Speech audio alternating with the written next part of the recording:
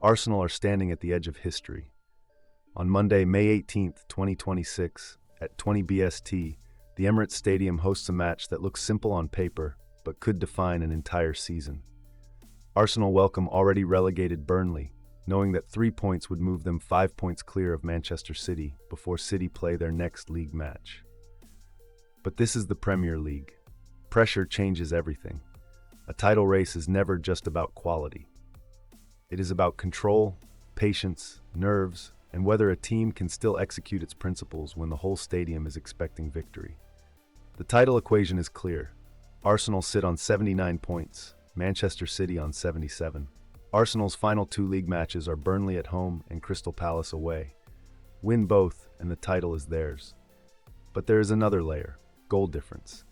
City hold a narrow advantage in goal difference, so Arsenal cannot approach this match as a slow, nervous 1-0 mission. They need the balance between control and ruthlessness. They must win first, but if the game opens up, they also need to score enough to protect themselves from a final day twist. Tactically, Arsenal's biggest challenge is not simply breaking Burnley down. It is breaking them down without becoming careless. Arteta's usual structure can start as a 4-2-3-1, but in possession it often becomes a 3-2-5 or 2-3-5. The center-back split, one fullback stays deeper for protection, the midfield double pivot stabilizes the center, and the front 5 occupy the width, half spaces, and penalty box zones. Against Burnley, Arsenal will likely dominate the ball. The real question is how quickly they can turn possession into high-quality chances. The key complication is the right-back position. Ben White is out for the season, while Jurrien Timber is also unavailable. That forces Arsenal into a less familiar solution. Christian Mosquera could start at right back, and that changes Arsenal's attacking rhythm. White normally offers underlaps, overlaps, and a strong passing relationship with Bukayo Saka and Martin Odegaard.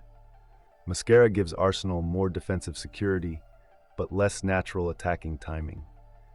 So Arsenal may attack more heavily through the left and central zones, while asking Saka to win isolated 1v1 situations rather than always relying on overlapping support.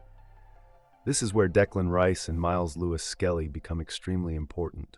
Rice gives Arsenal security against counter-attacks, but he is also dangerous when he arrives late around the penalty area. Against a deep Burnley block, those late runs can be decisive, because defenders are often focused on Gyökeres, Saka, and Trossard. Lewis-Skelly, meanwhile, can help Arsenal create central superiority.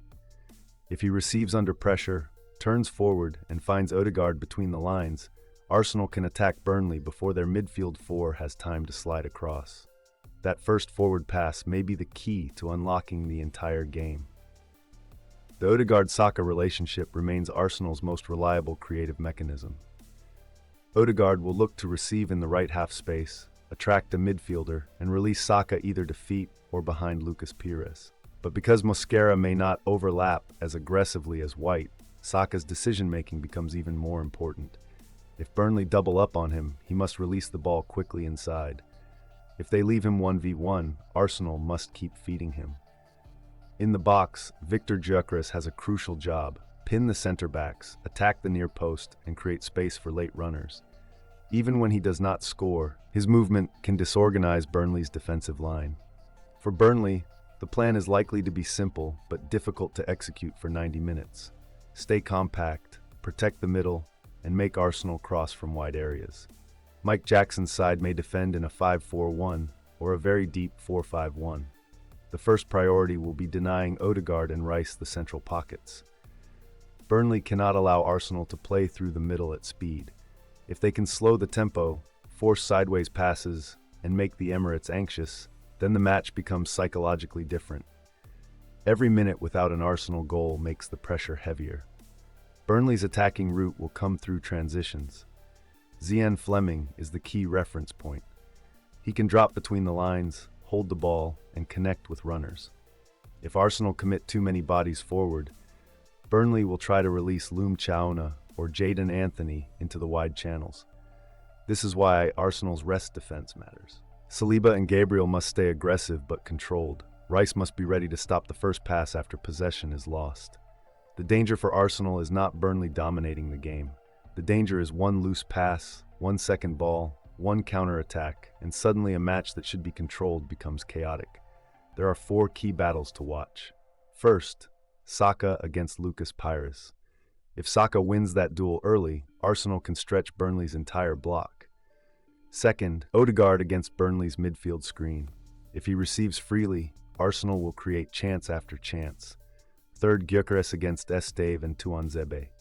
If Gyökeres pins them deep, Burnley cannot step out. And fourth, Rice against Burnley's transitions. If Rice controls the spaces behind Arsenal's attacks, Burnley's best route into the game disappears. These battles will decide whether this becomes a comfortable title race statement or a nervous final home game struggle. Predicted lineups could look like this.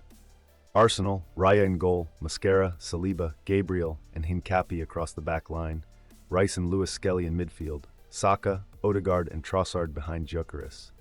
Burnley could line up with Weiss in goal, Walker, Tuanzebe, Esteve, and Pires in defense, Hannibal, Florentino, and Ugochukwu in midfield, with Chona, Fleming, and Anthony as the attacking outlets.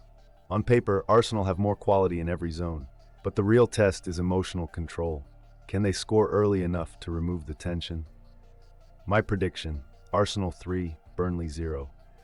The most likely pattern is Arsenal dominating possession, Burnley surviving the opening spell, and then the pressure finally breaking through. If Arsenal score in the first 25 minutes, this could become a comfortable night. If Burnley survive until halftime, the game may become more nervous, but Arsenal still have enough quality, structure, and motivation to win. This is not just about beating Burnley, this is about proving they can handle the final hurdle before glory. What is your score prediction? Drop it in the comments and subscribe for more tactical previews and football analysis.